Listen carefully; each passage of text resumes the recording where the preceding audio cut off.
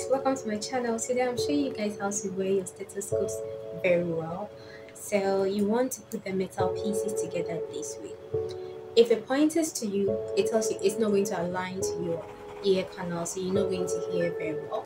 But then you want it to be pointing outward or pouching outward, and this is going to align very well with your ear canal. So once you have it pointing outward, you want to put it in your ear this way, and then you hear very clearly. Enjoy it.